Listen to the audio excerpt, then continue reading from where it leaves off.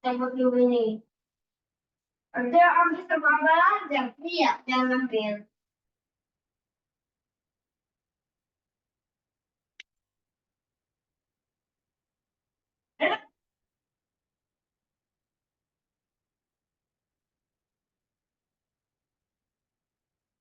Tapi sini. Tiga lagi mana? Lagi. Ke situ. Tiga juga. Iya, lagi. Selamat sore, Pak. Satu, Mbak. Sore, Pak.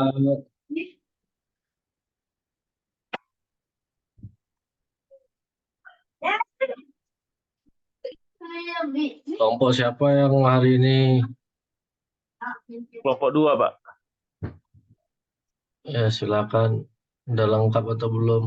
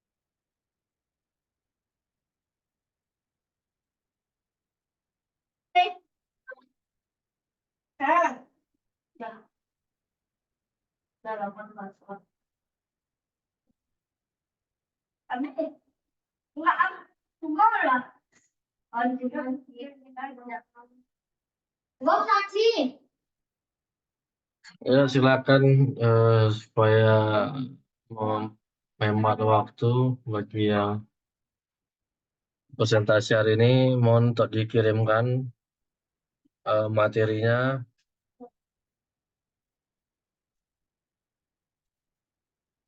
Siapa kelompok 2, Pak Jil?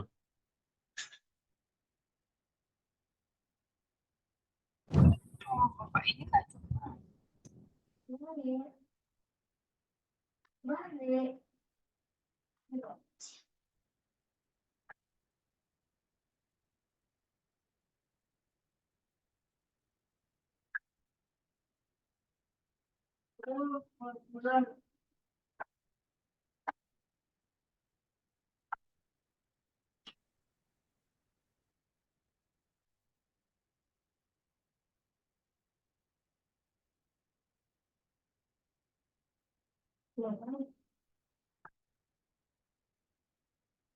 Itu tuh jangan cepat.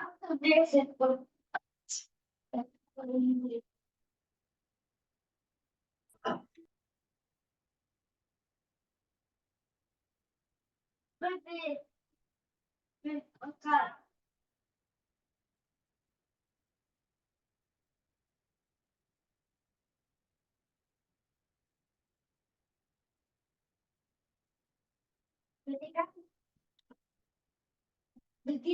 Yuk, kelompoknya Pak DTM, Pak Joshua, Pak Ronald, Pak Salam. Kelompoknya Pak Salam. Terus Efrin, ya. Pak Joshua, Pak Ronald, Pak Salam, Pak DTM, Bu Sevrin, sama Pak Rafli.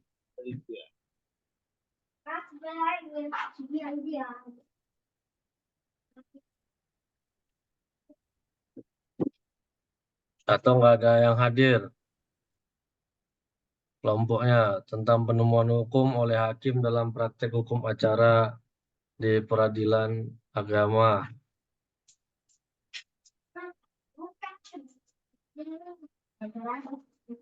Iya loh. Ada yang hadir, Pak. Ya, Ada yang hadir. nggak ada yang hadir ya. Seprin ada, Seprin ada.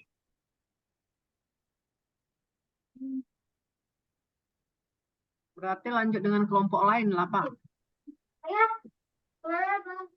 Ya, kalau seandainya lanjut, maka kelompok 2 ya dianggap tidak presentasi sama sekali. Seprin gimana Seprin? Seprin. Bang, maaf ya, ini mau jalan soalnya. Iya. Bang, lain. Pak Seprin hubungi kelompoknya. Bang, kopi bang. Ayam.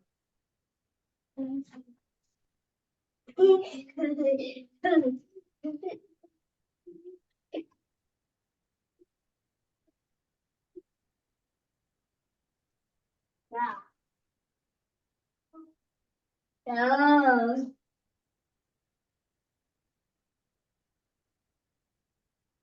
Kelompok 3 lengkap atau sudah siap? Sebenarnya kan kelompok 2 minggu lalu karena saya ada kegiatan dengan pimpinan jadi nggak bisa buka kelas. Jadi kita setelah saya juga lihat sepertinya kita nggak usah ganti hari, mudah-mudahan dapat sebelum UAS. Kalau sesuai dengan jadwal UAS kita akan dilaksanakan di tanggal 20 Juli. Kalau dari portal saya lihat 20 Juli untuk UASnya. Di sini kelasnya online, mudah-mudahan tetap online, tidak tatap muka. Jadi Bapak Ibu tidak pusing dalam mengerjakan soalnya, ya kan? Jadi bisa seperti UTS yang lalu, itu pun nanti ada juga yang terlambat mengumpulkan. Nah, ini yang saya kadang sedihin gitu.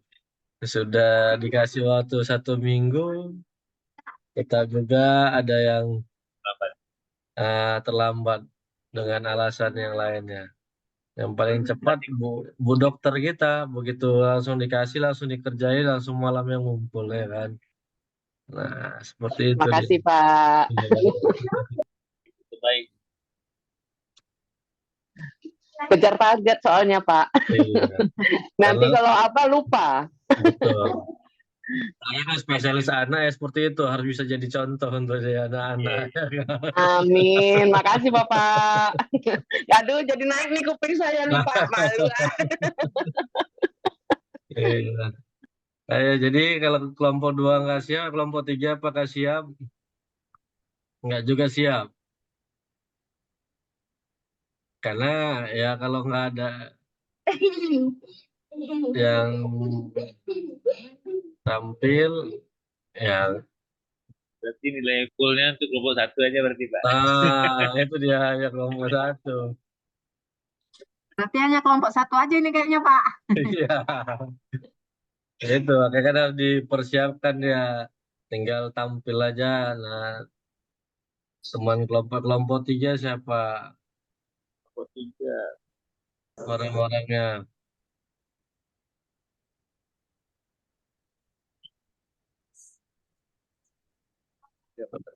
Siapa kelompok 3? Yuk, kelompok 3. Tunjuk tangannya. Kelompok 4, ini hanya 4 orang ada kelompok 4. Atau siapa yang mau tampil siap gitu? kelompoknya? Ayo silakan Bapak Ibu.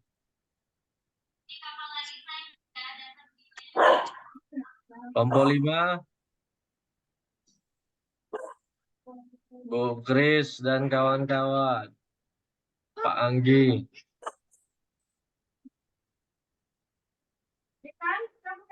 Kelompok Kori udah siap Kori.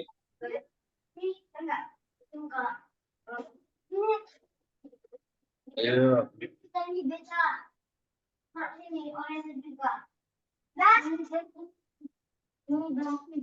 Berarti nggak banyak tadi siang yang melihat grupnya, sehingga nggak ada yang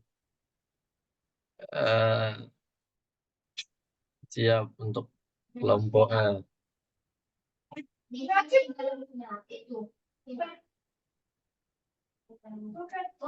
Ya, kelompok Kori, silakan. Nggak ada.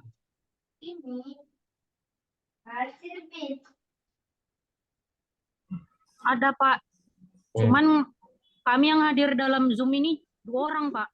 Cuma 2. Ya, itu. Udah nilainya plus untuk orang yang berdua nih Pak. Ada Iya. Agak gemetar juga ya Bang yang plus ini. Nggak lah, nggak usah gemetar lah, nggak kami ganggu itu. Yang nggak diganggu ini agak gak yakin aku Bu. Kenapa sih yang Ya, banyak biar ada nanya kerjaan nanti? kita. Biar enak sore kita hari ini diskusi. Kita mainkan aja Kori. Nilai plus 2. Pak Salam belum siap, belum koordinasi. Nah, kelompok 3 siapa? Atau kelompok 4, kelompok 5? Karena kalau hari ini tidak ada, berarti satu kelompok yang nggak ada yang bisa, ya kan, hilang kesempatannya, kan gitu.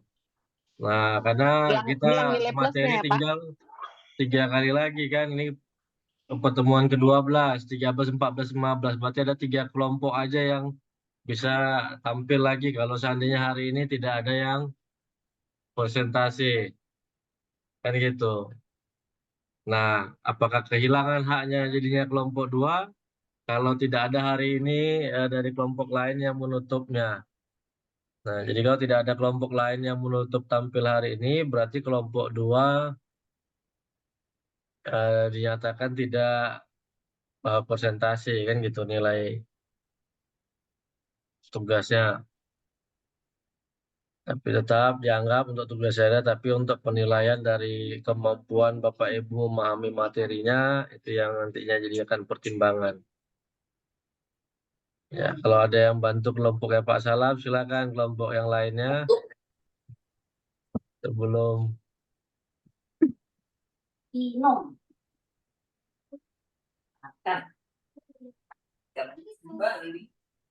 Kori udah ada 3 nih Kori. Bang Koba ini lah.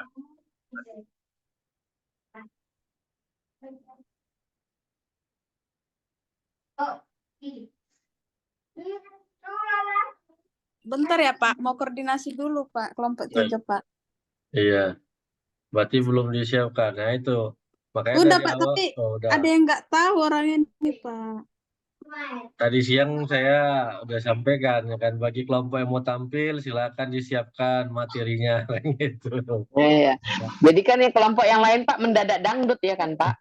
Iya kan Kak, sekarang harusnya kan kelompok 2, tapi karena kelompok 2 nggak bisa. Iya, ya itu. Iya, mendadak dangdut, seriosa jadinya. Yang lain seharusnya sudah tinggal siap standby, ya kan, ketika ada yang tidak lengkap. Nah, kelompok 2 pun tadi tidak konfirmasi di grup, kan gitu. Kalau konfirmasi bisa yang lainnya koordinasi, kan gitu. Itu dia. Namanya kayak gini, kalau dia kena ini, 2-2 masuk, nggak dihitung. Nggak masalah, ayo kita tunggulah 5 atau 10 menit lagi. Kalau putihnya gantian. Ini bedanya. Ini parkir yang cepat, cepat. Kita tidak mampir. Bayar, kita tidak mampir. Hari ini kita sama sholat maghribnya, jadi nggak terburu-buru saya.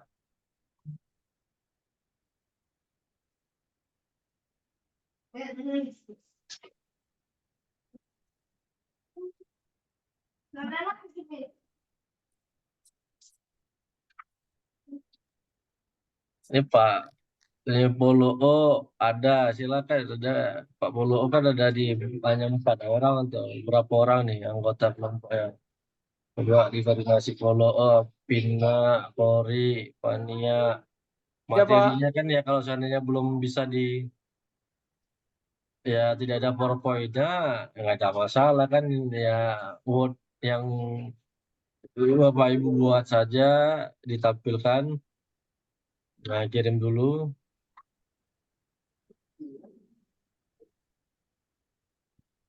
Nanti biar bisa saya share screen. Firmanto, Vina Angelica, Floriantas, Fania, Anise. Padahal seharusnya 6 nih, saya nggak tahu kan. Kenapa hanya 4 orang. Tentang judulnya sanksi pidana dalam penyalahgunaan obat terlarang pada hukum acara pidana. Nah, Bang 4.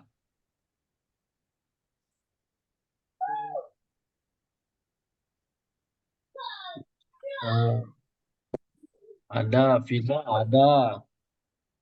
Tadi Polri ada. Kemudian Polo ada. Dulu, jangan di kamar.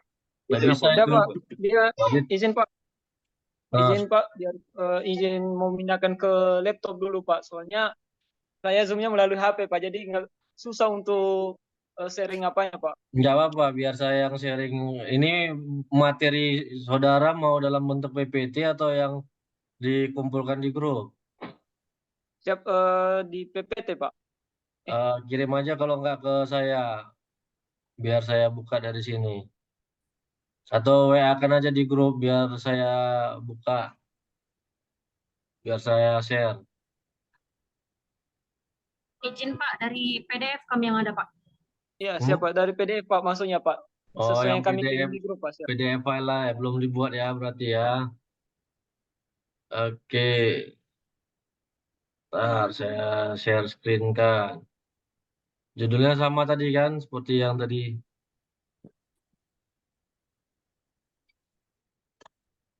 Siap Pak. Oke, ini Aku ambil nomor bebek 2. Atau ya? Itu nanti ditutup itu ya agak hapus. nggak muncul. Bambai 10 begitu maknya.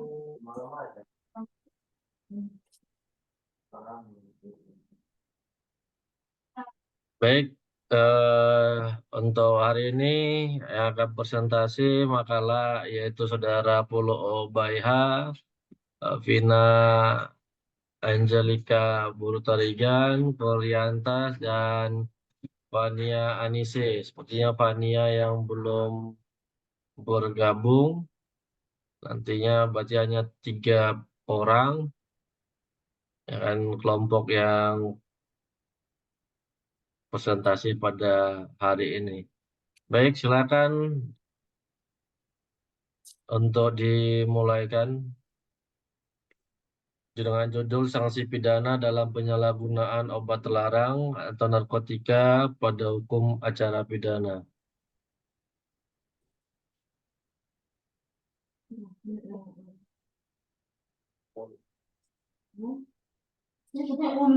Atas halaman.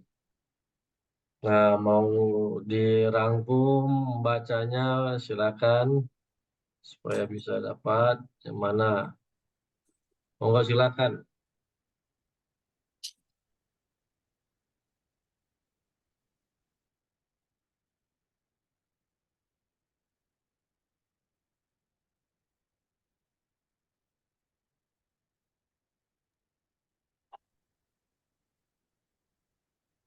Baik teman-teman, izin mempresentasikan kelompok 4. Kami dari kelompok 4, saya bernama Follow by H. Kedua, Vinat Angelica Boru Tarigan. Ketiga, Koriantas. Keempat, Fania Anis. Judul presentasi kami yaitu sanksi pidana dalam menyalahgunakan obat terlarang atau narkotika pada hukum acara pidana. Abstrak tujuan studi ini untuk mengetahui kedudukan terhadap penggunaan narkotika menurut Undang-Undang Nomor 35 Tahun 2009 tentang narkotika serta penggunaan sanksi tindakan narkotika di Indonesia. Metode yang digunakan adalah metode penelitian normatif yang berfokus pada norma konflik serta kekaburan norma terhadap pasal 4, pasal 54, serta pasal 127 ayat 1 Undang-Undang Narkotika. Pendekatan konseptual, perundang-undangan, serta perbandingan. Hasil studi menunjukkan bahwa penerapan pasal-pasal terkait penyalahguna dan pencandu narkotika menimbulkan banyak pertanyaan, termasuk penggolongan apa yang dapat dikatakan seseorang sebagai pecandu narkotika. Selain itu, aturan terkait pecandu narkotika juga menimbulkan kerancunan dan multitafsir, terutama dalam menentukan kategori antara pecandu dan penyalahgunaan narkotika. Oleh karena itu, perlu diperjelas peraturan tentang kategori pecandu dan penyalahgunaan narkotika untuk menghindari multitafsir. Penyalahgunaan narkotika mestinya hanya menerima sanksi tindakan berupa rehabilitasi medis dan rehabilitasi sosial. Sebab penyalahgunaan narkotika merupakan korban sekaligus pasien yang patut memperoleh perawatan dan atau pengobatan untuk pulih. Kata kunci penggunaan narkotika rehabilitasi. Pendahuluannya dilewati aja karena kan sudah membaca abstrak, berarti langsung masuk kepada hasil penelitiannya saja. Karena abstrak dia rangkuman dari judul sama metodenya. Siapa? Permasalahan berdasarkan latar belakang yang telah diuraikan sebelumnya, maka dapat dirumuskan sebagai masalah yang berhubungan dengan sanksi pidana dalam penyalahgunaan obat terlarang atau narkotika pada hukum acara pidana adalah sebagai berikut. 1. Bagaimanakah kedudukan hukum terhadap penggunaan narkotika dalam Undang-Undang Nomor 35 Tahun 2009 tentang narkotika? 2. Bagaimana penggunaan saksi tindakan dalam tindak pidana narkotika di Indonesia? Oke, lanjut. Metode penelitian. Langsung aja pembahasannya. Kedudukan Langsung masuk, penggunaan narkotika, ya. Hasil penelitian. 1. Kedudukan penggunaan narkotika dalam Undang-Undang Nomor 35 Tahun 2009 tentang narkotika. Kebijakan hukum pidana terhadap narkotika dalam Undang-Undang menitik beratkan pada penyalahgunaan dan peredaran narkotika, karena narkotika pada dasarnya memiliki manfaat medis. Secara umum, penyalahgunaan narkotika melibatkan 3 kelompok utama, yaitu prosuden, baik jaringan nasional maupun internasional, pengedar yang terdiri dari 2 kategori pengedar yang berasal dari jaringan produsen, dan pengedar lapas yang biasa disebut kurir. Ketiga, pengguna, yaitu masyarakat. Ketiga kelompok tersebut merupakan mata rantai yang sulit dipisahkan. Menggunakan kata pengguna narkotika dilakukan guna mempermudah bagi penyebutan terhadap orang yang memakai narkotika serta mengenali perbedaan antara penanam, produsen, distributor, kurir, dan pengedar narkotika. Terkait tentang penggunaan narkotika, Undang-Undang Nomor 35 Tahun 2009 tentang narkotika memberikan sejumlah istilah, yaitu Pasal 1, pecandu narkotika adalah orang yang menggunakan atau menyalahgunakan narkotika dan dalam keadaan ketergantungan pada narkotika baik secara fisik maupun psikis. Kedua, pasal 1 ayat 15, penyalahgunaan adalah orang yang menggunakan narkotika tanpa hak atau melawan hukum. Ketiga, penjelasan pasal 54, korban penyalahgunaan narkotika adalah seseorang yang tidak sengaja menggunakan narkotika karena dibujuk, diperdaya, ditipu, dipaksa, dan atau diancam untuk menggunakan narkotika. Salah satu persoalan yang belum terselesaikan adalah terkait pengaturan penggunaan narkotika dalam Undang-Undang Narkotika. Berdasarkan pasal 1 ayat 15 menegaskan bahwa penyalahgunaan adalah orang yang menggunakan narkotika tanpa hak atau melawan hukum. Secara garis besar, penyalahgunaan narkotika dapat dijelaskan secara luas dan mencakup produsen, pengedar, ataupun pengguna. Hal ini membuat sulit untuk menemukan status pengguna narkotika baik sebagai pelaku maupun korban kejahatan narkotika. Jika memposisikan diri sebagai pelaku atau dipidana, dan jika memposisikan diri sebagai korban akan mendapatkan rehabilitasi. Pengawasan yang tidak jelas dapat menimbulkan kesalahpahaman dalam pelaksanaan sanksi pidana. Berbagai istilah yang digunakan oleh pengguna narkotika dapat menimbulkan keracuan dan dapat menimbulkan kebingungan dalam perumusan dan pelaksanaan berbagai ketentuan dalam Undang-Undang Narkotika, khususnya dalam ketentuan rehabilitasi bagi pengguna. Undang-Undang Narkotika mengatur bahwa semua pecandu wajib mendapatkan perawatan rehabilitasi, tetapi pasal selanjutnya mengatur bahwa prosedur yang harus dilalui selama fase rehabilitasi harus mendapat persetujuan dari korban yang bersangkutan. Ini adalah dua hal yang kontradiktif karena rata-rata pecandu tidak akan tersetuju untuk menerima perawatan rehabilitasi. Dalam Undang-Undang Narkotika diperlukan pengaturan yang lebih jelas mengenai status pengguna sebagai korban dan substansi dalam lampiran harus direvisi. Pada saat yang sama, penerapan pasal-pasal yang terkait dengan pecandu narkotika telah membawa banyak masalah, termasuk klasifikasi seseorang yang dapat dikatakan sebagai pecandu narkotika. Selain itu, aturan terkait pecandu narkotika juga menimbulkan keracuan dan multitafsir, terutama saat menentukan kategori antara pecandu dan penyalahguna narkotika. Untuk itu, perlu diperjelas peraturan tentang kategori pecandu dan penyalahguna sehingga menjadi jelas dan menghindari penjelasan yang berlipat ganda. Oleh karena itu, untuk menentukan apakah seseorang adalah pecandu atau penyalahguna, seseorang harus melakukan penelitian. Penelitian yang dimaksud adalah penelitian medis, penelitian jaringan, dan penelitian hukum. Ketiga penelitian tersebut menjadi pertimbangan bagi aparat penegak hukum untuk menentukan apakah orang yang ditangkap di TKP adalah pengguna, kurir, atau pengedar narkotika. Penelitian medis terdiri dari pemeriksaan apakah yang bersangkutan memiliki riwayat kesehatan bahwa yang bersangkutan adalah pecandu narkotika dari surat dokter. Penelitian jaringan dapat ditemukan dalam tes laboratorium atas urin yang terlibat.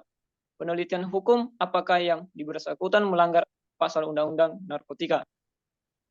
Permasalahan yang ditimbulkan oleh banyak istilah tersebut adalah kesimpangsiuran pengaturan dalam pasal 4D Undang-Undang Narkotika menegaskan menjamin adanya upaya rehabilitasi medis serta sosial. Tetapi menurut pasal 54 Undang-Undang Narkotika menetapkan bahwa menjalani rehabilitasi medis serta rehabilitasi sosial ialah wajib. Sebelumnya penyalahguna memperoleh jaminan rehabilitasi, namun ketika di pasal 127 Undang-Undang Narkotika ternyata penyalahguna narkotika dapat dipidana serta kehilangan hak untuk rehabilitasi, kecuali bisa dibuktikan ataupun terbukti bahwa dirinya adalah korban narkotika. Pada prakteknya, pecandu narkotika dikenakan pasal 127 dan harus disertai hasil tes urin oleh Badan Pengawas Obat dan Makanan atau BPOM dan keterangan dokter yang merawat sebelum dapat meyakini bahwa tersangka adalah pecandu narkotika. Dilihat dari proyeksi pendekatan perspektif restoratif justice, sebenarnya adalah korban dan tidak boleh dikenakan sanksi pidana. Sementara itu, huruf C dan D pasal 4 Undang-Undang Narkotika menunjukkan adanya perbedaan perlakuan terhadap pengedar dan penyalahguna. Hal ini menunjukkan bahwa kebijakan kriminal mengadopsi kebijakan yang komprehensif melalui jalur pidana dan non-pidana untuk menyembuhkan terpidana atau perlakuan pidana dan antisosial perlakuan sosial. Oleh karena itu, rehabilitasi mencakup sanksi yang diharapkan yaitu memperbaiki yang bermasalah dan melindungi masyarakat. Secara umum, penyalahguna narkotika dapat diartikan meliputi produsen, pengedar, dan pengguna. Hal ini memicu kesulitan untuk menentukan apakah sebagai pelaku atau sebagai korban dalam tindak pidana narkotika. Jika memposisikan diri sebagai pelaku akan menghadapi tuntutan pidana, dan jika memposisikan sebagai korban harus menjalankan rehabilitasi. Menyikapi hal tersebut, saat mengusut kasus, penyidik akan segera meminta keterangan ahli atau psikiater untuk memeriksa tersangka, terlepas dari apakah mereka pengguna yang membutuhkan rehabilitasi atau tidak. Oleh karena itu, jika dalam persidangan dapat dibuktikan bahwa tersangka adalah korban, maka ia harus dikenakan sanksi tindakan berupa rehabilitasi sosial maupun rehabilitasi medis, bukan dikenakan sanksi pidana. kecuali ia adalah seorang pengedar, kurir, atau pecandu narkotika. Tetapi hanya jika penuntut umum dapat membuktikan bahwa tersangka adalah korban dan pimpinan menuntut untuk dilakukannya pendekatan restoratif justice. Untuk selanjutnya akan dilanjutkan teman kami oleh Vina. Silakan. Lawrence M. Friedman menyebutkan bahwa sistem hukum terdiri dari 3 unsur, yaitu substansi hukum, struktur hukum, dan kultur hukum. Dilihat dari substansi hukum, beberapa konsep undang-undang narkotika perlu disempurnakan, terutama ketentuan tentang kedudukan dari pengguna narkotika. Pengguna narkotika harus memiliki status hukum yang sama dengan korban peredaran narkotika. Undang-undang narkotika mengusulkan untuk menangkap pengguna narkotika di tempat kejadian. Setelah penyidik memverifikasi bahwa pengguna narkotika yang terlibat adalah pengguna narkotika murni, mereka harus menjalani perawatan rehabilitasi sehingga memaksimalkan kapasitas penegakan hukum dan pencegahan. Saat ini, sesuai dengan konsep kedudukan pengguna narkotika dalam Undang-Undang Narkotika, polisi dan BNN berselisih soal tangkap tangan. Kesenjangan ini muncul di berbagai pemberitaan media.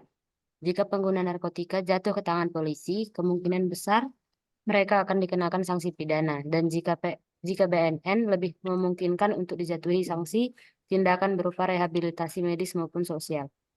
Dari segi struktur hukum, aparat penegak hukum di Departemen Narkotika seperti polisi, BNN, kejaksaan, dan hakim harus bekerja sama untuk melaksanakan hukum sesuai dengan aturan yang berlaku.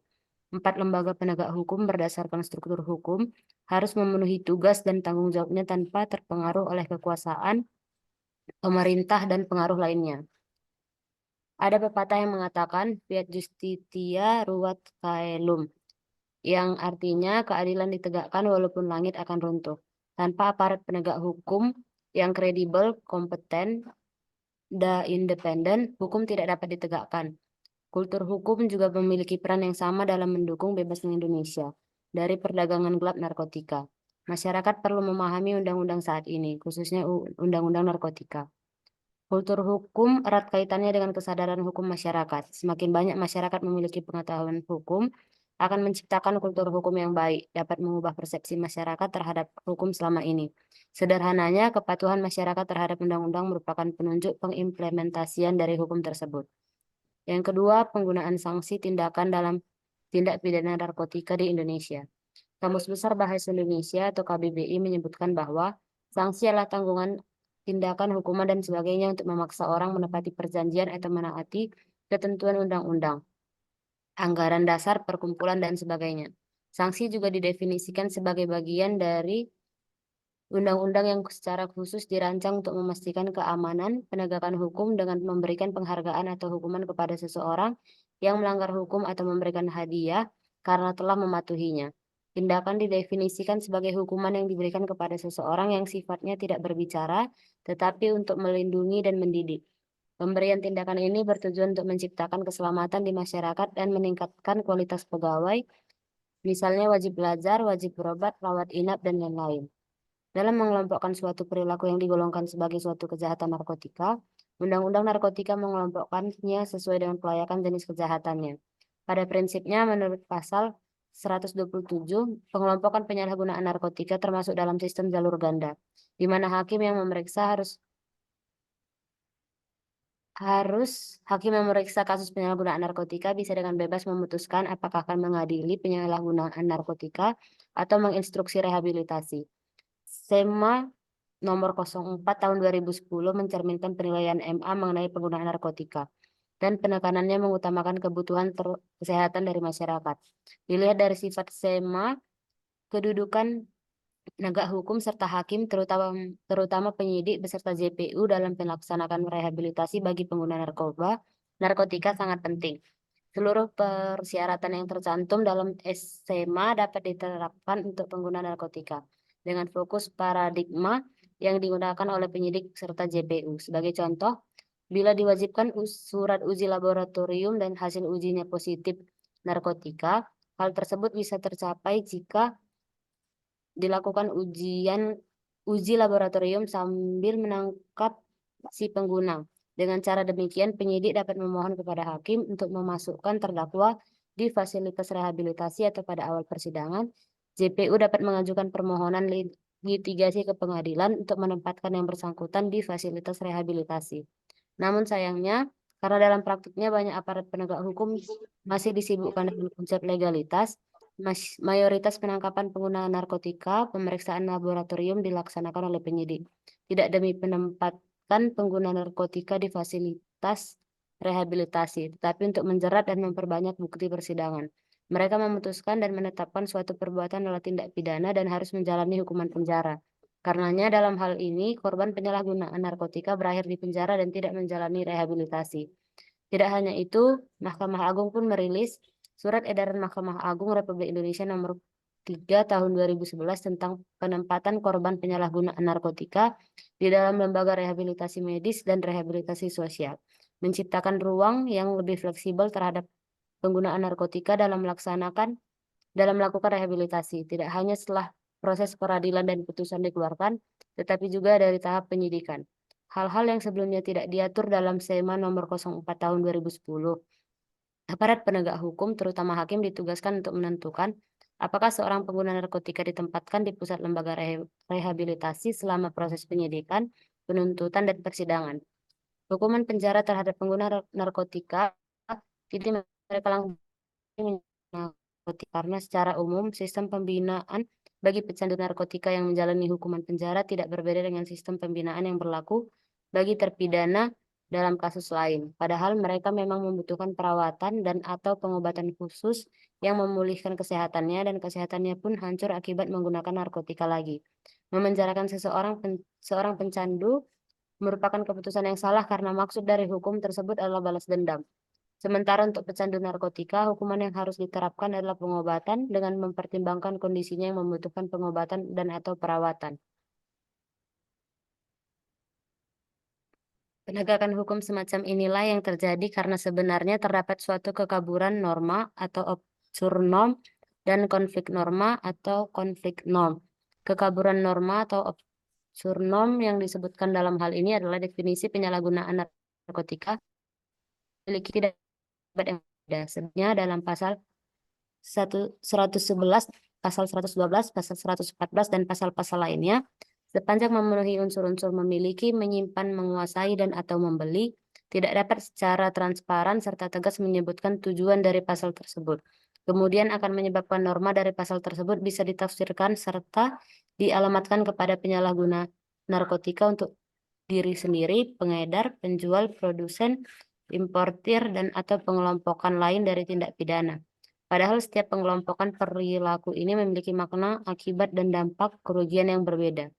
Untuk melindungi pelaku penyalahgunaan narkotika dari ancaman pidana penjara, yang mesti dilaksanakan yaitu merumuskan kembali norma-norma di Undang-Undang Nomor 35 Tahun 2009 tentang narkotika, tentang posisi penyalahgunaan narkotika melalui penyusunan jenis sanksi dan menerima manfaat terhadap posisinya, serta menegaskan sasaran pasal mengenai klasifikasi tindak pidana narkotika lainnya, di mana unsur-unsurnya dapat terpenuhi dengan sendirinya apabila seseorang melakukan tindakan penyalahgunaan narkotika untuk dirinya. Sebagai bagian dari perumusan kembali terkait dengan kebijakan terhadap sanksi, maka hal yang dapat dilakukan adalah menjalankan sanksi tindakan, di mana harus diperhatikan jenis dan bentuk sanksi yang sesuai dan bermanfaat untuk melindungi terhadap pengguna untuk dirinya sendiri. Guna untuk memutuskan jenis sanksi tersebut, maka penting mencermati beberapa hal, yaitu aturan negara di berbagai belahan dunia yang merepresentasikan paradigma baru dalam menghindari peradilan pidana. Keadilan restoratif atau restoratif justice merupakan salah satu pilihan yang sangat populer untuk menangani perilaku tindak pidana yang memiliki masalah hukum di seluruh dunia karena memberikan jalan keluar yang inklusif dan efisien. Untuk dapat memahami sepenuhnya jenis sanksi tindakan yang pantas dan ideal yang harus digunakan kepada penyalahgunaan narkotika untuk diri sendiri, dapat dilihat dari sasaran perumusan yang juga merupakan jiwa dalam Undang-Undang tentang narkotika, sebagaimana dimaksud pasal 4D menyebutkan bahwa menjamin pengaturan upaya rehabilitasi medis dan sosial bagi penyalahguna dan pecandu narkotika. Pasal 54 kembali menyebutkan tentang pecandu narkotika dan penyalahguna narkotika wajib menjalani rehabilitasi medis dan rehabilitasi sosial. Dengan bunyi pasal tersebut, menunjukkan bahwa sanksi yang harus dijatuhkan kepada penyalahgunaan narkotika berupa sanksi tindakan yaitu rehabilitasi medis dan rehabilitasi sosial, bahkan tidak ada sanksi pidana yang dijatuhkan sebagaimana dimaksud dalam pasal 127. Jika dilihat dari sudut pandang batin pelaku, pedoman standar rehabilitasi bagi pelaku narkotika harus dilaksanakan. Apabila pelaku narkotika telah melaksanakan suatu tindakan dan terbukti sikap mentalnya serasi dengan perilaku yang telah dilaksanakannya, bahwa sudah selayaknya untuk menerapkan sanksi pidana yang paling berat kepada pelaku narkotika guna memberantas perdagangan gelap narkotika karena perilaku ini adalah kejahatan transnasional. Menurut pasal 127 Undang-Undang Narkotika, pelaku penyalahgunaan narkotika dianggap sebagai tindak pidana, sehingga yang menjadi persoalan adalah siapa sebenarnya korban dari tindak pidana yang dilaksanakan oleh pengguna narkotika. Sebab dalam hukum pidana dikenal dengan tidak ada tindak pidana yang dapat dilakukan tanpa adanya korban. Terkait hal tersebut, menurut Undang-Undang Narkotika tidak ada masalah dengan pengguna sebagai korban. Dan pada saat yang sama, pelaku juga dijatuhi pidana dan rehabilitasi berdasarkan ketentuan yang diatur dalam Undang-Undang Narkotika. Selanjutnya, untuk kajian atas teori serta norma hukum pembuktian guna membuktikan seorang pelaku narkotika adalah korban, narkotika merupakan hal yang sulit sebab mesti memandang terlebih dahulu apakah pengguna narkotika tersebut telah memakai narkoba dan harus dibuktikan bahwa pengguna narkotika dalam keadaan dibujuk, ditipu, diperdaya, dipaksakan, dan akan menggunakan narkoba. Maka dari itu, dalam praktik peradilan, implementasian ketentuan pasal 127 Undang-Undang Narkotika, spesifiknya bagi pecandu narkotika relatif terbatas dilaksanakan oleh hakim. Namun demikian, sekalipun seorang pecandu narkotika memenuhi unsur pengelompokan perbuatan terlarang yang diatur dalam pasal lain, jika maksud pelakunya adalah digunakan sendiri sebagai akibat dari kecanduan narkotika, pelaku tidak diperkenankan diancam dengan pidana penjara, tetapi harus mengatur secara tegas sanksi dari perbuatan tersebut yang berupa rehabilitasi medis dan rehabilitasi sosial. Sebagai bagian dari perumusan kembali dari Undang-Undang Narkotika yang akan datang, harus ditegaskan bahwa pasal 111, pasal 112, dan pasal 111 dan pasal-pasal lainnya sepanjang memenuhi unsur memiliki, menyimpan, menguasai, dan atau membeli adalah untuk distributor, importir, produksi, dan pengembangan tindak pidana terhadap narkotika itu ditujukan kepada penyalahguna narkotika untuk diri sendiri. Jika penyalahguna menyadari unsur-unsur tersebut dan membuktikan bahwa sikap mentalnya hanya untuk kepentingan diri sendiri, maka untuk menyelamatkan diri sendiri, hakim berkewajiban untuk menjatuhkan sanksi berupa rehabilitasi medis serta rehabilitasi sosial kepada si penyalahguna. Penyelenggaraan rehabilitasi untuk penyalahguna narkotika merupakan sanksi tindakan yang dapat mengembalikan keadaan seperti sedia kala, atau sanksi yang merepresentasikan nilai restoratif justice. Ada beberapa negara yang bisa dijadikan sebagai bahan perbandingan dalam perumusan kembali tentang penyalahgunaan narkotika, salah satunya Australia. Australia menunjukkan bahwa pengobatan serta rehabilitasi terhadap pengguna narkotika terbukti lebih efektif serta lebih murah daripada hukuman penjara. Selanjutnya dilanjutkan oleh teman saya, Korianta Saragi. Pak, sebelumnya izin ya Pak, saya lagi di luar, minta maaf kalau agak berisik Pak. Berdasarkan upaya pemerintah dan lembaga penegak hukum untuk menerapkan sanksi tindakan berupa rehabilitasi, sebenarnya cukup untuk menghindari sanksi pidana hanya dengan membentuk undang-undang terkait dengan pelaksanaan atau petunjuk teknis penempatan, penyalahgunaan, dan pecandu narkotika di lembaga rehabilitasi. Pemerintah dan aparat penegak hukum harus terus meningkatkan upaya menempatkan penyalahgunaan dan pecandu narkotika di fasilitas rehabilitasi daripada menjebloskan mereka ke dalam penjara. Efek negatif terburuk dari penjara adalah membuat dari yang seorang pengguna saja bisa menjadi pengedar, kurir, atau bahkan seorang bandar. Penutup, kesimpulan, penerapan pasal-pasal terkait penyalahgunaan dan pecandu narkotika menimbulkan banyak pertanyaan, termasuk penggolongan apa yang dapat dikatakan seseorang sebagai pecandu narkotika. Selain itu, aturan terkait pecandu narkotika juga menimbulkan kerancuan dan multitafsir, terutama dalam menentukan kategori antara pecandu dan penyalahguna narkotika. Oleh karena itu, perlu diperjelas peraturan tentang kategori pecandu dan penyalahguna narkotika untuk menghindari multitafsir berdasarkan upaya pemerintah dan lembaga penegak hukum untuk menerapkan sanksi tindakan berupa rehabilitasi sebenarnya cukup untuk menghindari sanksi pidana, hanya dengan pembentuk undang-undang terkait dengan pelaksanaan atau petunjuk teknis penempatan penyalahguna dan pecandu narkotika di lembaga rehabilitasi. Pemerintah dan aparat penegak hukum harus terus meningkatkan upaya menempatkan penyalahguna dan pecandu narkotika di fasilitas rehabilitasi daripada menjebloskan mereka ke dalam penjara. Efek negatif tersebut dari penjara adalah membuat dari yang seorang pengguna saja bisa menjadi pengedar, kurir, atau bahkan seorang bandar. Oke, baik. Tadi kita sudah sama-sama mendengar pemaparan tugas jurnal dari teman kita, Polo dan kawan-kawan. Untuk selanjutnya, kepada Bapak Ibu yang hadir pada hari ini, dipersilakan untuk mengajukan pertanyaan, apakah kepada Koryantas, kemudian kepada Pina, ataupun kepada Polo.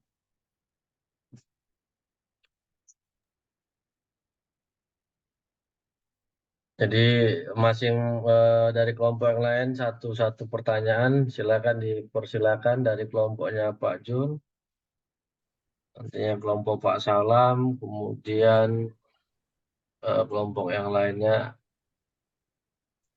Izin Pak, mau nanya Pak. Ya, silakan Pak Dr. Andreas. Saya dari kelompok 1 nih Pak, mau bertanya. Ini kebetulan memang sangat menarik nih Pak bagi saya pribadi di kedokteran nih Pak, di profesi dokter, karena kasus-kasus seperti ini nggak jauh-jauh dari profesi kami nih Pak. Pertanyaannya seperti ini buat teman-teman, apakah ketika seorang dokter yang memberikan obat jenis narkotika atau psikotropika yang tidak dengan indikasinya, apakah itu bisa bagaimana cara membuktikannya itu bahwasanya si dokter ini ikut mengedarkan? Apakah itu ikut mengedarkan atau seperti apa itu Pak? Karena kan tidak menutup kemungkinan ada beberapa oknum profesi memberikan pengobatan jenis narkotika atau psikotropika dengan tidak ada indikasi gitu loh Pak. Terima kasih Pak. Apakah itu masuk ke dalam pidana medis atau pidana umum Pak?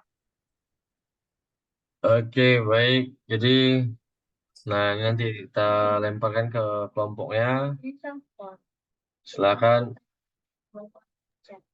Baik, Apakah Pak. sudah bisa ditangkap pertanyaannya, mau langsung dijawab atau menunggu pertanyaan yang lain?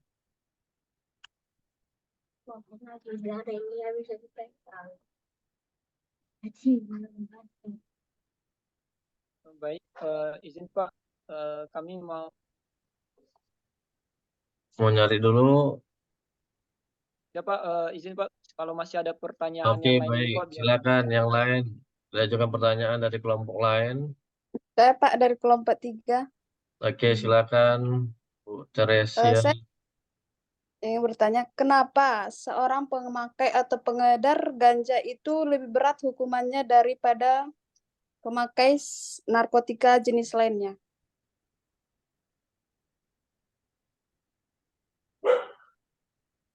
Baik, kenapa pengguna narkotika jenis ganja lebih banyak daripada yang lainnya, dari jenis narkotika yang lainnya? Oh, tadi Pak Dokter, apakah seorang dokter memberikan jenis narkotika kepada pasiennya bisa dikategorikan sebagai tindak pidana narkotika atau tidak, atau tindak pidana kedokteran? Izin Pak, bisa bertanya Pak? Ya, silakan Pak Salam.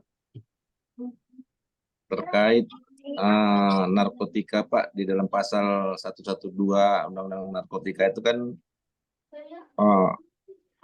ada suatu perbuatan memiliki, menyimpan, menguasai, atau menyediakan narkotika. Di situ itu Pak, apakah bisa disebut bandar atau sekedar pemakai? Karena saya lihat itu di dalam proses hukum selalu ditetapkan pasal 112 ini bisa juga direhab, Pak. Sementara di dalam rehab, ada saya baca itu, juknisnya,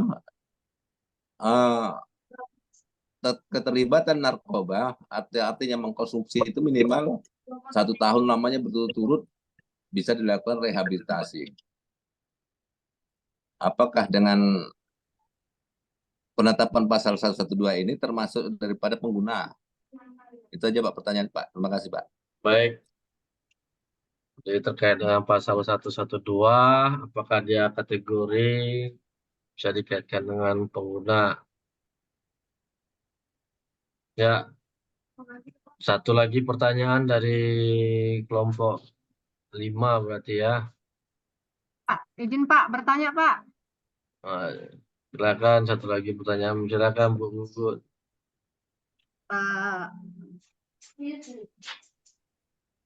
Ini kan terkait tentang narkotika ya Pak ya, gitu loh. Kira-kira apa gitu ya Pak yang menyebabkan seseorang itu kenapa bisa kecanduan gitu, padahal kan dia kan sudah tahu akibat buruknya gitu loh. Apa gitu yang menyebabkan seseorang itu bisa kecanduan, padahal nggak harus di usia remaja ataupun di usia 20 tahun. Padahal yang orang tua yang udah matang, yang udah benar-benar paham sama sekali kerugian dari efek dari buruknya menggunakan narkoba ini sudah tahu. Bahkan polisi juga banyak yang kita dengar negara ini yang menggunakan narkotika gitu loh Pak. Baik, jadi pertanyaan Bu Gugun, apa yang menjadi penyebab seseorang bisa menjadi pecandu daripada narkotika? Silakan dari kelompok Bang Polo'o untuk ditanggapi 4 pertanyaan yang disampaikan teman-teman.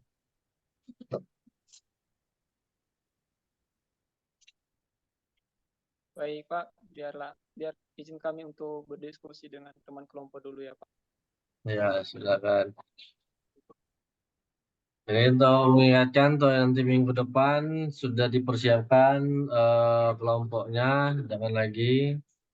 Ya kan, berarti minggu depan Pak salam sama teman-teman yang tampil. Insya Allah Pak, siap Pak, minggu depan Pak. Oke, baik. Ya, mau buat nanti dalam bentuk PowerPoint yang mau disajikan silakan nanti dikirim ke saya biar saya screen. Oke Pak, siap Pak, makasih Pak. Oke, baik. Ya, kita beri dulu kesempatan bagi teman kita untuk menjawab.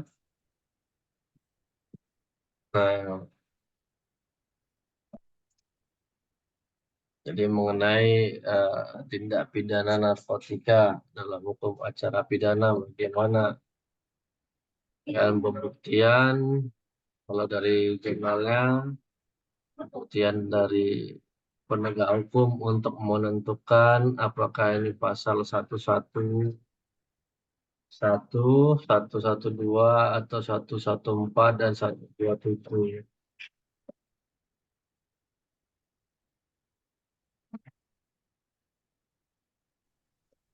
Izin mencoba menjawab pertanyaan Pak Salam dulu ya Pak. Oke, silakan. Sejauh pengetahuan saya Pak, pasal 112 ayat 1 itu dia hanya menguasai menyimpan.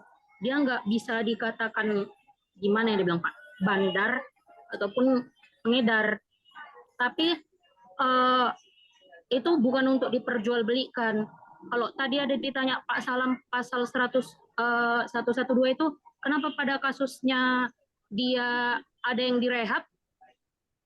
Mungkin itu ada pertimbangan Pak dari aparat penegak hukumnya sendiri. Entah di dalam pasal dakwaan mereka ada pasal 127, karena kan kalau di berkas penyidik itu awalnya kan penyidik tuh yang menangkap. Kalau narkotika kan berdasarkan tindak pidana umum, pertama berkas perkara itu penyidik dulu yang menyelidiki. Baru setelah P21, barulah ke penuntut. Disitulah penuntut meneliti berkas apakah pasal yang dibuat penyidik sudah sesuai atau belum. Segitu aja saya coba jawab, Pak. Oke, nanti bisa ditanggapi dengan teman yang lain ketika ada yang bisa memberikan tanggapannya.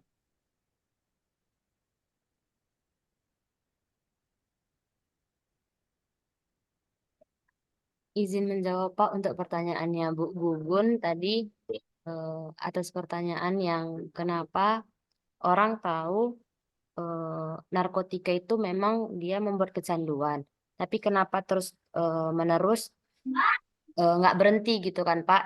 Karena kalau yang kita tahu ya narkoba ini kan pasti dari lingkungan, pergaulan lingkungan, tempat kerja atau sebagainya.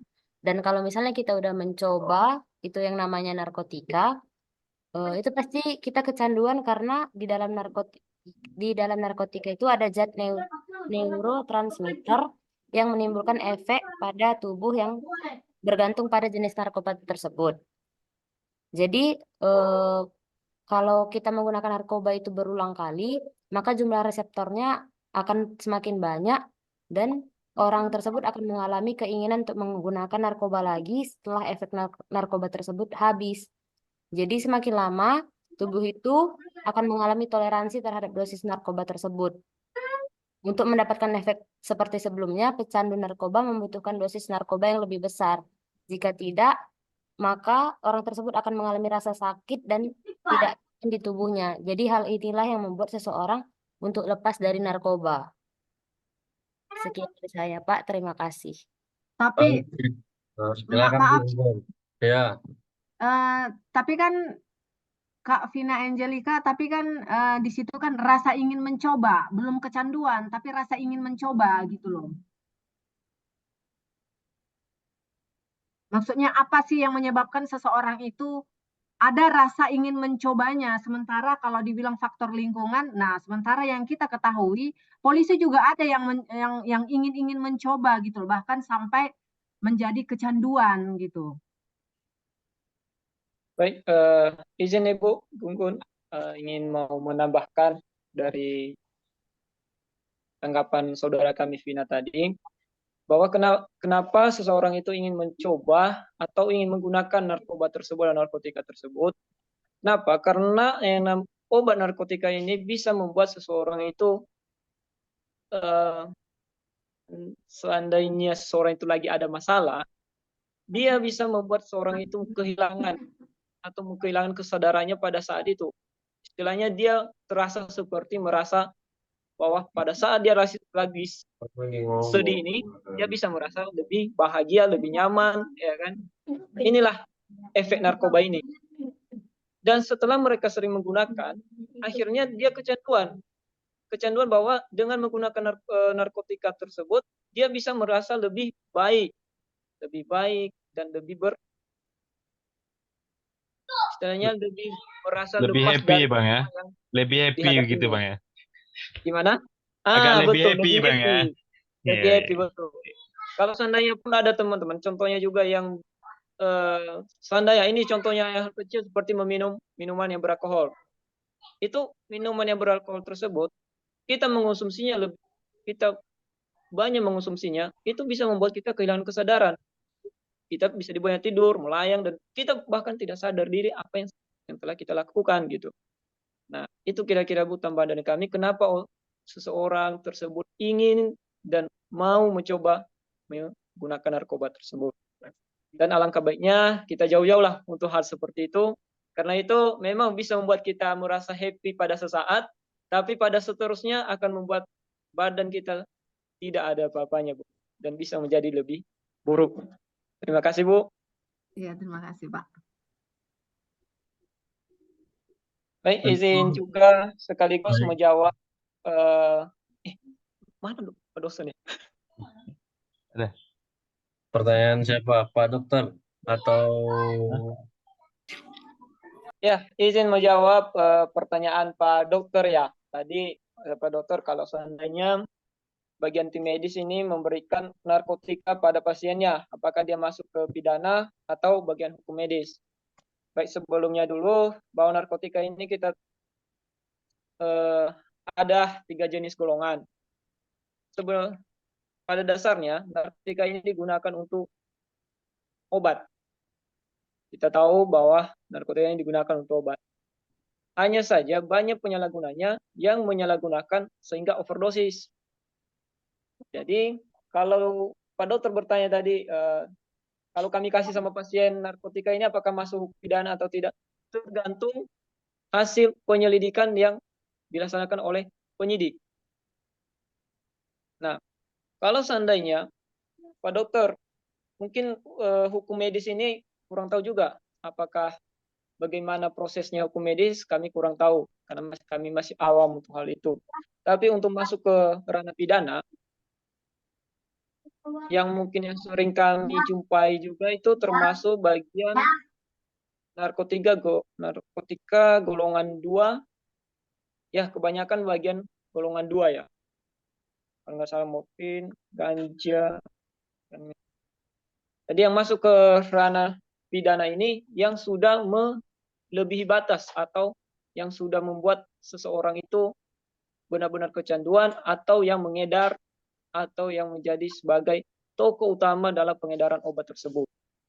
Tapi kalau ini bagian dari tim medis, kami kurang paham, apa kurang tahu juga bagaimana hukum medisnya di situ, apakah dia dalam memberikan obat itu kepada pasiennya itu ada aturannya atau bagaimana. Tapi kalau salah pasti juga ada hukumnya gitu. Jadi itu kembali ke tahap penyelidikan yang dilaksanakan oleh penyidik, apakah dia masuk ke dalam hukum pidana atau hukum medis. Terima kasih Pak Dokter. Kalau seandainya ada tambahan dari teman-teman yang lain, tolong ditambahkan. Terima kasih. Thank you. Nanti saya akan apain. Satu lagi, silakan pertanyaannya tadi. Apa satu lagi? Atau udah semua terjawab? Bang Polo. Masih ada satu lagi, Pak. Lagi.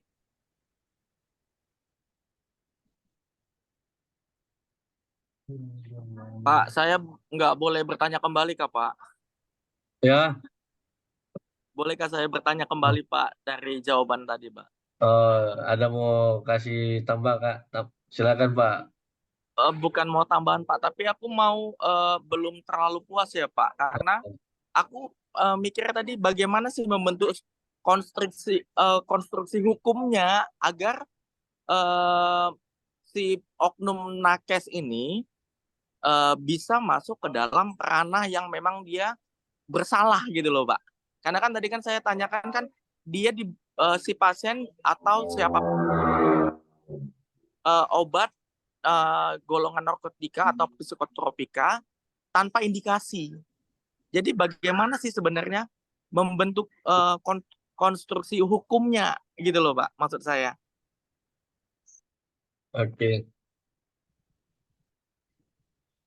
Bisa diberikan pendapat atau ada yang memberikan pendapatnya dari yang lain kalau seandainya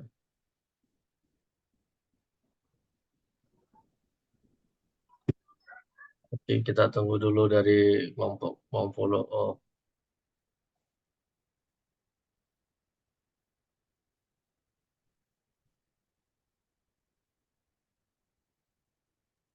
Teman-teman kelompok ada tambahan juga yang mau menanggapi?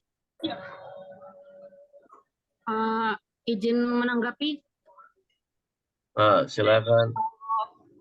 Menurut pendapat saya ya, pertama kalau misalnya membuktikan tanpa indikasi ya, itu kayaknya berat karena sejauh pengalaman yang pernah saya tahu, yang namanya kayak narkotika itu harus ada pembuktiannya. Salah satunya yang pertama kan kayak yang dilakukan dari pihak aparat penegak hukum sendiri, yaitu polisi.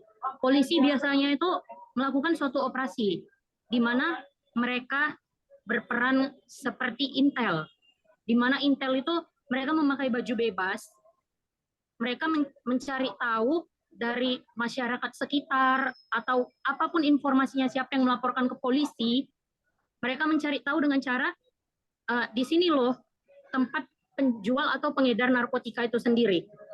di mana polisi di situ sebagai pihak intelnya, mereka melakukan operasi tangkap tangan. Jadi kalau yang Pak Dr. Andreas tadi tanya gimana cara prosedur hukumnya, kalau gak ada laporan, bagaimana aparat penegak hukum bisa tahu? Lebih ke arah situ sih Pak Dokter. Mohon maaf jika ada kesalahan, itu menurut saya Pak. Baik, nanti kita tanggapi. Satu lagi untuk pertanyaannya. Izin menjawab pertanyaan dari Saudara Fani. Kenapa hukum pengedar lebih berat dari pemakai? Karena sebenarnya pemakai itu adalah korban dari si pengedar, atau bisa jadi dia korban dari lingkungannya, karena seperti yang dibilang Bang Folo tadi, narkoba itu bisa membuat ketenangan, makanya jadi perasaan penasaran, tertantang apakah benar, sehingga kalau pemakai dia bisa direhab. Maaf, Tapi Kak. kalau misalnya Saya mau motong. Tadi saya bertanya mengapa seorang pemakai ganja itu hukumannya lebih berat daripada pemakai narkotika jenis lain seperti sabu gitu. Apa? Iya, bukan yang itu katanya. Bentar ya. Iya.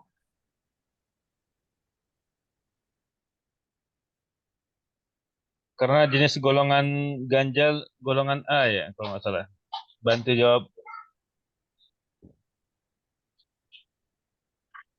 Emang itu kelompok abang? Golongannya dia Kak, tuh, golongannya nambah Kak, golongan tuh, narkotikanya, nolong dia. golongan Call for A-nya. help. Iya, iya. Ya, itu Call for tanaman, help. ya kan, di dalam undang-undangnya bisa. Ya, kan ganja termasuk golongan nomor 1 yang ditanam. Sedangkan sabu dan jenis lain itu dia adalah bahan sintesis yang dibuat oleh pabrik, dibuat oleh tangan manusia. Gitu kan?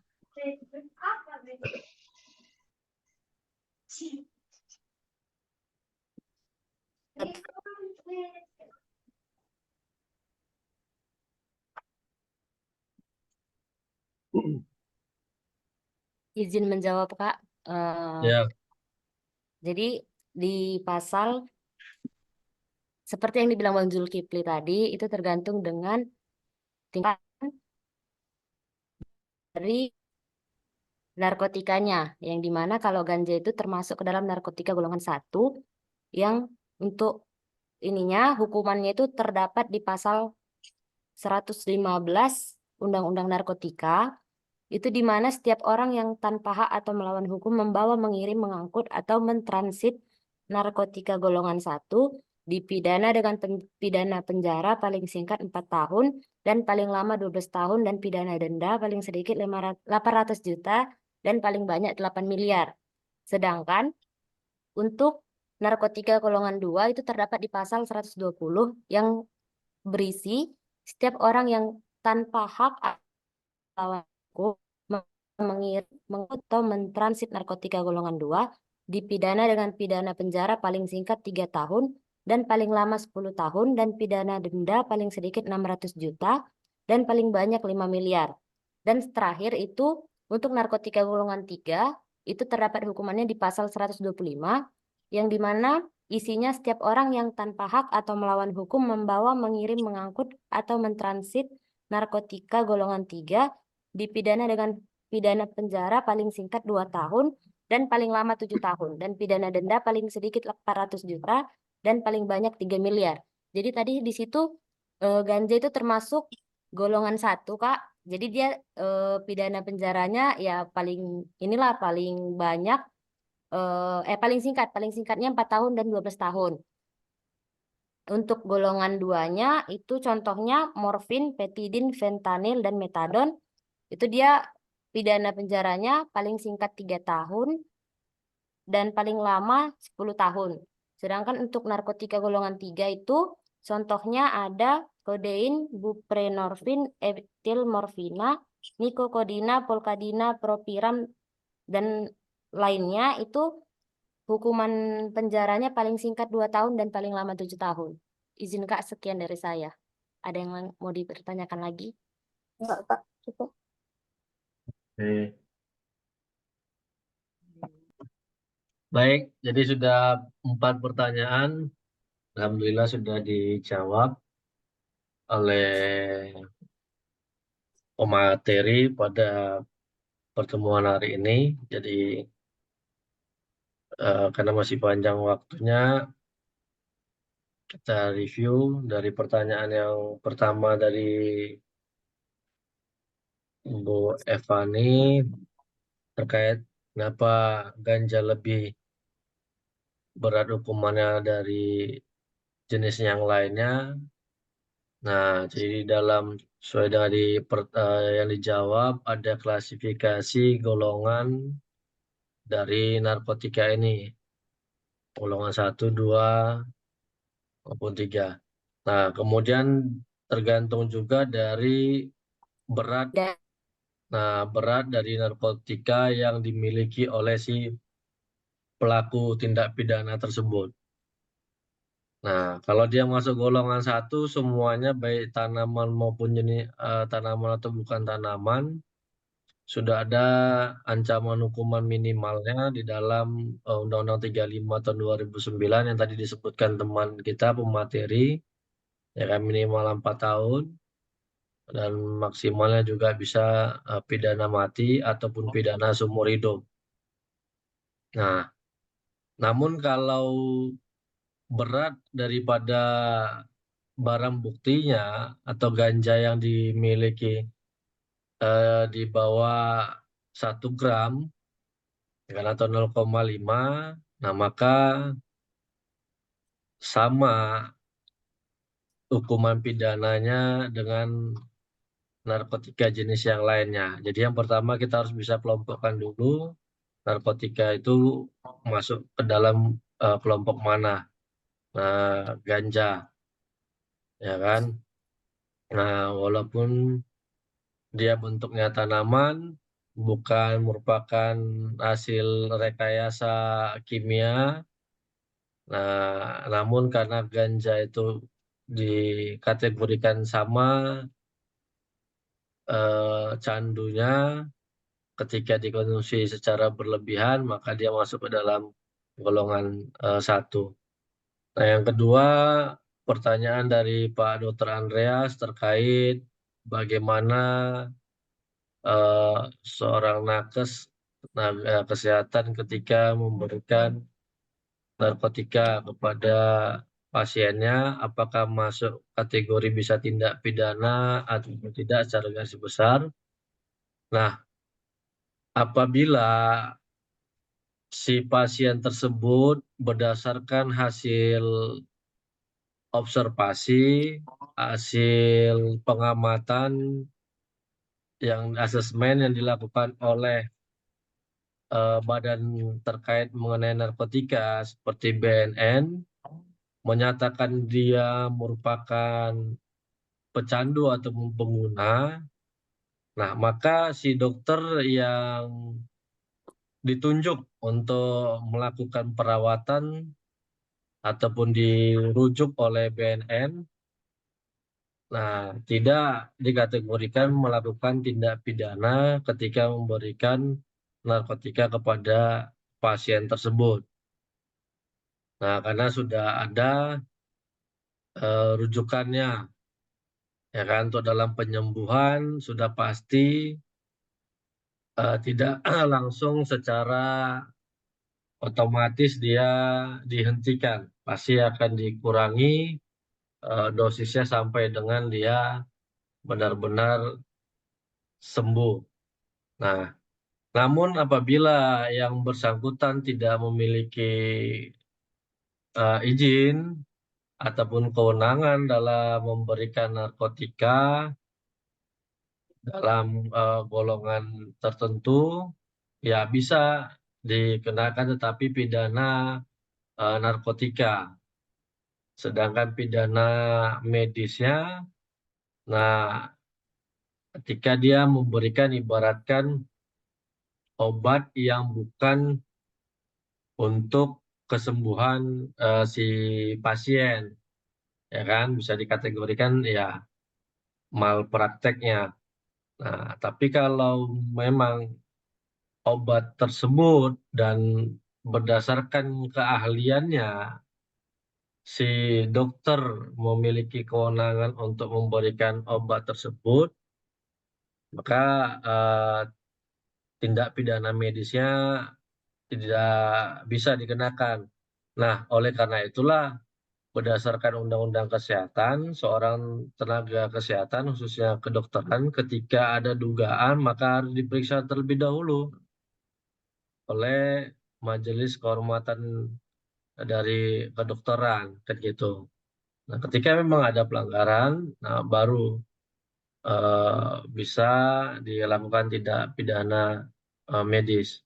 Jadi nanti untuk lebih mantapnya harus lanjut Pak Dr. Andres ini ngambil MHKes di Pancabudi, ya kan? Karena di Sumatera Utara MHKes hanya ada di Pancabudi. Ya, nanti itu akan didalami lagi oleh dokter, oleh dosen-dosen yang kompeten di bidang kesehatan. Nah, jadi memang sangat dilema ya ketika dokter melihat itu kesempatan dia dalam kesempitan menjual. Nah, kalau dengan sengaja dia menjual bukan merupakan kewenangannya, ibaratkan dokter umum, ya kan? Nah, memberikan narkotika kepada seorang pasien, nah ini kan bisa menjadi kesengajaan yang dilakukan oleh si dokter tersebut karena bukan merupakan kewenangannya. Maka dilihat terlebih dahulu dalam menangkapi sebuah tindak pidana ya kan oleh penegak hukum, apakah memang ada unsur melawan hukumnya. Dalam arti melawan hukum ini adalah dia tidak diberikan kewenangan untuk menjualnya ya kan ataupun menguasai narkotika tersebut berdasarkan perizinan. Nah, jadi ketika misalnya pun dia seorang dokter umum tetapi dia memiliki izin, ya kan? Nah, ada sebagai tenaga medis penyembuhan kepada seorang pecandu narkotika, ya kan? Oleh Kementerian Kesehatan diberikan izin, maka dia boleh memberikan itu walaupun statusnya adalah dokter umum. Nah, jadi untuk pengaturan penguasaan itu harus ada izin. Nah, yang menjadi permasalahan ketika timbul tindak pidana adalah yang bersangkutan tidak memiliki izin. Kan gitu. Dari lembaga yang berwenang untuk memberikannya. Nah, sepanjang dia memperoleh izin, ya tidak ada masalah bagi si dokter itu untuk memberikannya sepanjang memang dengan takaran ataupun dosis yang menurut kesehatan itu untuk penyembuhan. Ya kan, tadi ada juga dijawab oleh pemakalah. Ya sama ketika seorang dokter melakukan operasi, pasti akan disuntik obat untuk penenang ataupun bisa jadikan menghilangi rasa nyerinya. Nah, itu kan sama ada campurannya. Saya rasa mungkin Bapak Pak Dokter sama Bu dokter kita yang lebih paham apakah campurannya itu ketika dokter anestesi kan kita sama seperti dokter anestesi itu kan menyuntikkan itu terkadang dia ada kandungan kimia tertentu yang bisa dikategorikan itu sebagai narkotika. Tetapi kalau untuk tujuan medis tidak ada masalah. Nah itu, jadi harus dibuktikan dulu apakah memang pemberian oleh si tenaga kesehatan itu untuk tujuan medis. Ketika tidak untuk tujuan medis, maka bisa dua tindak pidana yang bisa disangkakan kepadanya. Yang pertama narkotika, undang-undang narkotika, yang kedua undang-undang medis, undang-undang kesehatan. Ya kan? Nah, tapi kalau ada izinnya ya tidak ada masalah. Nah, makanya itu izin itulah yang sangat dibutuhkan sama seperti dokter Terawan ketika dia membuat cuci otak itu ternyata kan dia belum memiliki izin sehingga diberikan sanksi kan gitu oleh eh, organisasi kedokterannya kan gitu. Nah, jadi seperti itu harus dilihat dulu dari alasan kan gitu. Makanya setiap tindak pidana itu pasti ada judulnya perbuatan melawan hukum atau tanpa hak dalam undang-undang tindak pidana. Ya, setiap orang yang tanpa hak atau melawan hukum. Nah, kalau dia tidak ada haknya, ya bisa dipersalahkan. Tapi kalau ada haknya, tidak ada masalah. Si tenaga kesehatan itu memberikan narkotika itu. Nah, seperti Raffi Ahmad kemarin, kemudian seperti Deddy Corbuzier. Sampai saat ini masih, kalau Deddy Corbuzier dia masih mengkonsumsi obat yang itu masuk kategori psikotropika kalau saya tidak salah. Ya kan, apakah masuk narkotika atau tidak. Nah, ketika dia tidak konsumsi itu ya dia sakit gitu. Nah, jadi dia memperoleh itu dari dokter yang memiliki memang izin untuk sebagai dokter dalam hal eh, obat tertentu ataupun terhadap penyakit-penyakit tertentu kan gitu. Nah, itu. Sesuai indikasi ya Pak ya? Iya, sesuai indikasinya, Bu. Jadi kalau kita tidak paham inilah, itu yang harus kita minta bantuan kepada spesialisnya kan gitu. Nah, yang terkadang kan dokter umum ini semua penyakit, apalagi ya mohon maaf ketika dia dokter praktek di daerah pedesaan, nah dia pasti harus bisa mampu untuk mengetahui segala obat untuk semua penyakit kan gitu. Walaupun dia bukan merupakan dokter spesialis kan gitu. Nah, jadi bisa dikenakan tindak pidana medis, bisa juga kepada narkotika. Nah, dengan syarat tadi ya kan dilihat apakah dia ada hak atau melawan hukum. Nah, yang ketiga pertanyaan dari Pak Salam tadi, apakah pasal 112 tadi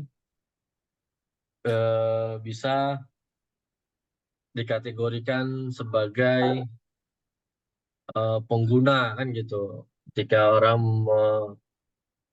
makanya kurang lebih seperti itu tadi Pak ya. Ya Pak. Ya. Nah, jadi tadi disebutkan oleh teman kita pemakala ya kan, kita harus lihat dulu bunyi pasalnya. Nah, pasal 112 itu diartikan setiap orang yang tanpa hak atau melawan hukum memiliki, menyimpan, menguasai atau menyediakan narkotika golongan 1 bukan tanaman dipidana dengan pidana penjara paling singkat 4 tahun, paling lama 12 tahun, dan pidana denda paling sedikit 800 juta dan paling banyak tadi 8 miliar. Ayat 2-nya mengatur apabila perbuatan tersebut beratnya melebihi 5 gram, pelaku dipidana dengan pidana penjara seumur hidup atau pidana penjara paling singkat 5 tahun dan paling lama 20 tahun. Dan denda tambah dengan ayat 1 ditambah ayat 1/3. Nah, jadi seperti tadi kata pemateri, di dalam tuntutannya, apakah jaksa penuntut umum ada subsidiarnya kepada atau juntonya 127 atau tidak. Nah, untuk membuktikan menyimpan, menguasai atau menyediakan ini, nah pada saat penangkapan, apakah ditemukan alat isap di TKP tersebut? Jadi kategori untuk menentukan pasal 112 ini bisa menjadi kategori sebagai pengguna, ya kan? Juntonya ke 127 apabila di dalam proses penangkapan ditemukan adanya alat isap, ya kan? Nah, yang kedua, apakah si tersangka ini ataupun pelaku ini memiliki riwayat medis apa tidak. Nah, kan tadi sudah ada, harus dilakukan dulu misalnya observasi ataupun asesmen terhadap si pengguna tadi. Nah, akan tetapi memang pada prakteknya, ya kan, seorang penuntut umum ini jarang mau menyuntukkan ataupun mengaitkannya kepada pasal 127 walaupun ada misalnya alat hisapnya ditemukan di TKP. Jadi mereka anggap tidak gitu. Nah, jadi ketika dia menguasai, menyimpan, menyediakan kan gitu, bukan karena ada izin. Nah, kembali tadi kata kuncinya, setiap orang yang tanpa hak atau melawan hukum, ya kan, memiliki atau menyimpan atau menguasai. Nah, bisa jadi ketika dia mau membeli, ketika itu belum lagi ditangkap, dikonsumsinya ditangkap, kan gitu. Nah, apakah bisa itu dikategorikan dia sebagai pengguna? Nah, itu tadi tujuannya tadi. Maka yang digali adalah alasan kan gitu. Seseorang tadi melakukan menyimpan narkotika tadi dan bisa didukung dari saksi-saksi kan gitu. Yang mau tahu memang yang bersangkutan adalah pemakai. Seperti contoh Roy Martin, ya kan, ketika dia sudah masuk penjara, sudah divonis, nah kemudian Nanti kawan aku dia nengok dulu. mengulangi lagi perbuatannya itu, ditemukan dia menyimpan narkotika, tetapi dianggap dia masuk kategori bukan 112 sebagai pengguna. Kenapa? Karena setelah dia divonis yang dulu tindak pidananya, ternyata dia masih dalam proses rehabilitasi. Nah, narkoba ini dia simpan, belum dia konsumsi gitu dia, baru dia beli. Nah, pada saat dia baru beli ditangkap gitu dia. Nah, itu sama dengan menyimpan, menguasai juga. Nah, jadi kita jadi harus dilihat bagaimana alasan, ya kan, sebab dan akibat yang bersangkutan tadi menyimpan tadi.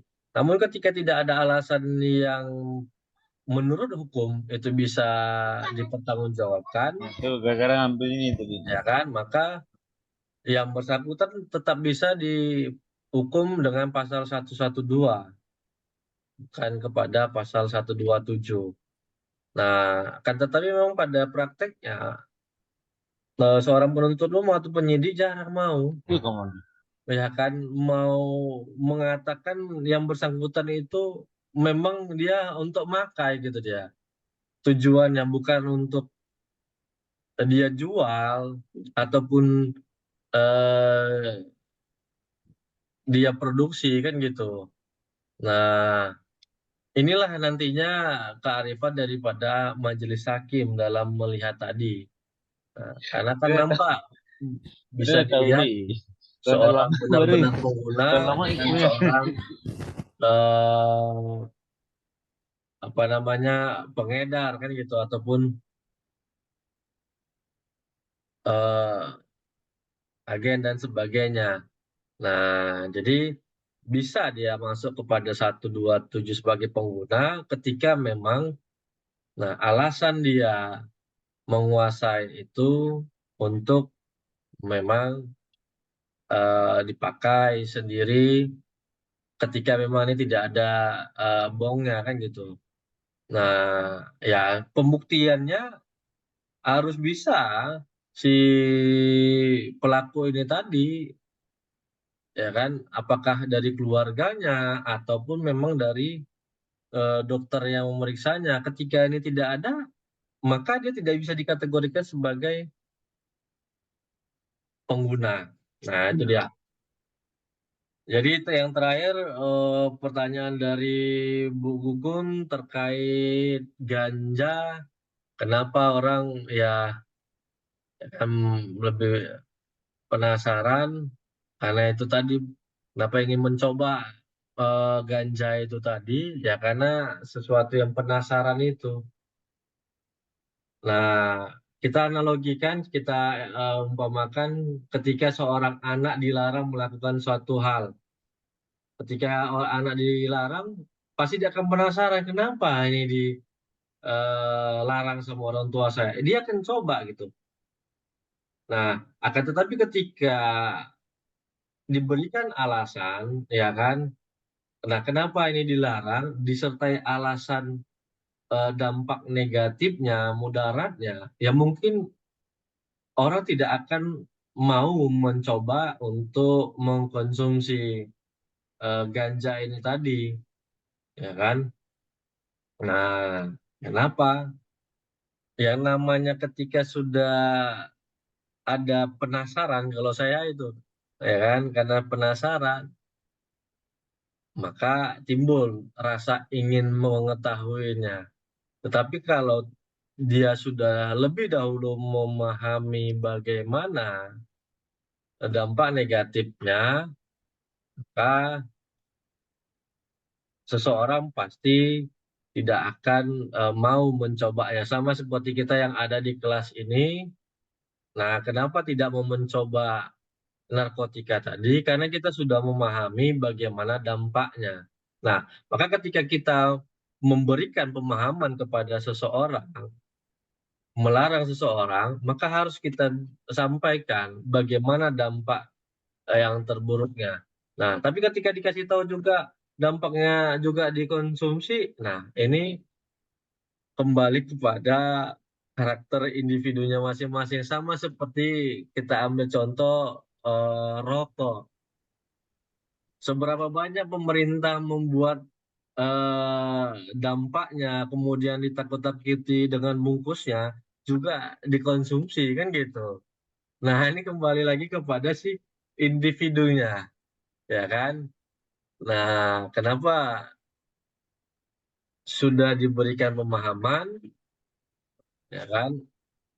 Juga dilakukan. Nah, saya ambil contoh seperti rokok, kan gitu.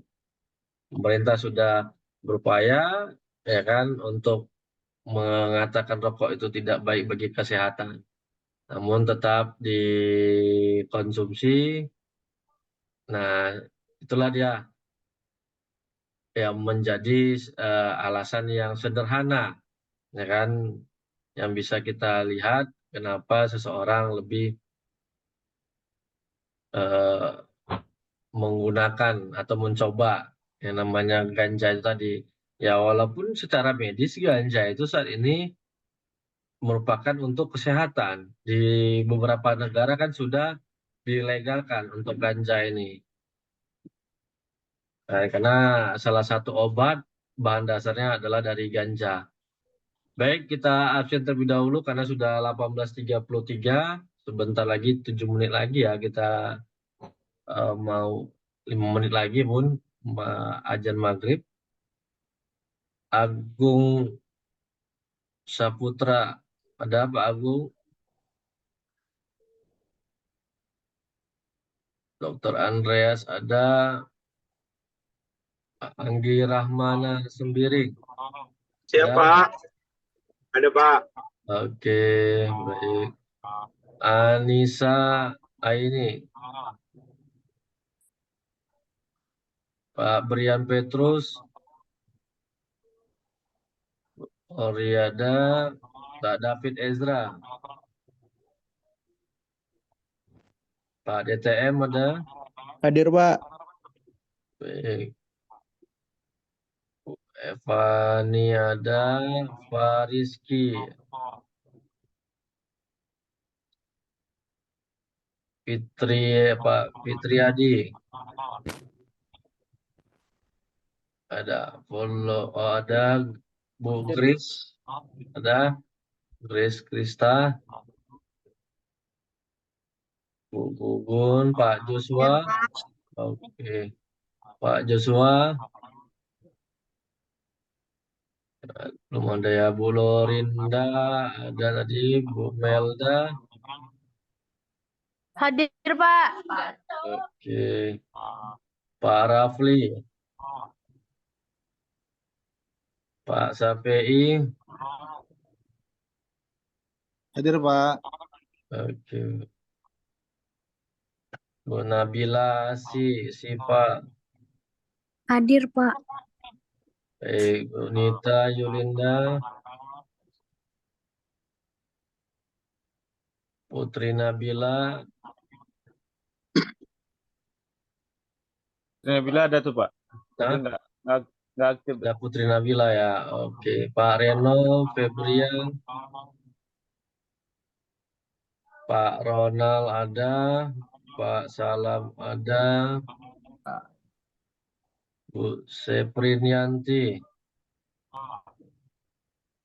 ada? Hadir, Serpin Pak. ada Pak. Ya, oke. Bu Sela Alisca, Hadir, Pak. baik. Tri Haryanto, Vanianis ada, Vania ada. Hadir. Oke. Vina Angelica, Hadir, Pak. baik. Windy ada. Pak Yuda. Yuda tadi ada Pak. Tiba-tiba Ada. ada terputus Pak. Oke. Pak Zulkifli. Oke. Terima kasih Pak. Baik. Baik Bapak Ibu, memang sangat singkat waktu kita, panjang lebar. Ternyata kurang juga, ya kan? Nah, mudah-mudahan kita bisa bertemu lah tatap muka di waktu lain. Memang saat ini saya sedang ada di Medan. Oh, pas sekali Pak. Jadi tanggal 23 baru kembali nantinya. Ya mudah-mudahan kita bisa Tanggal ketemu 29 nih. libur. Tanggal 29 atau tanggal 6 bisa jumpa Pak. Ya, saya hanya 1 minggu, Pak. Dari hari ini sampai tanggal 23, balik lagi ke Pangkal Pinang, ya kan? Pangkal Pinang. Ya, karena harus memberikan pelayanan publik kepada para pencari keadilan, ya kan? Iya, siapa? Oke, baik Bapak Berarti Ibu. minggu depan bisa lah Pak. Ya, kalau hari Tanggal- Minggunya, ya, kalau Tanggal 22. Sabtunya nanti kita tetap Zoom, ya nanti kalau kita cari tempat, kalau memang Sambil Sabtunya ngopi-ngopi lapar, bisa Pak. nah, tapi layarnya tetap dibuka, ya kan? Di situ kita buat seperti presentasi, kita bisa buat. Nah, tinggal diatur lah nanti, Pak Jul. Ya kan, Pak Pak Salam yang bayar, Pak. Ya. Pak Salam yang bayar nanti. Ah. Pak Salam enggak, minggu depan jangan dong, minggu depan kelompok saya presentasi masa tatap muka. Kenapa banyak? Oke, Ngarep.com ini. terus ya kan. Nah, kalau sepakat nanti silakan di-share aja di grup, ya kan, di mana kita bisa buat nanti, ya kan, kelasnya yang bisa hadir, yang online Zoom. nanti online. Jadi kan biar tahu di mana tempatnya, ya kan, berapa kursi yang harus disiapkan, kan gitu. Harus Siap. datang. Ya kan? Oke Pak Jul. Oke Pak. Oke, nanti kita lewat dari grup aja. Baik, sudah masuk maghrib. Terima kasih Bapak Ibu sekalian atas waktunya. Selamat berakhir pekan. Sehat selalu untuk kita semua. Selamat Idul Fitri bagi yang ada Idul yang Adha, lupa Pak. di sini. Mudah-mudahan Idul kalian Adha, Pak. diberkati. Idul Adha, sorry. Idul Adha, Hari Raya Kurban. Terima kasih. Sampai ketemu lagi. Selamat malam. Assalamualaikum warahmatullahi wabarakatuh. Selamat malam, Pak. Waalaikumsalam warahmatullahi wabarakatuh. Terima kasih banyak, Pak. Oke. Selamat malam, Pak. Malam Minggu. Semangat kali Bu Lorinda ya. Oh iyalah harus.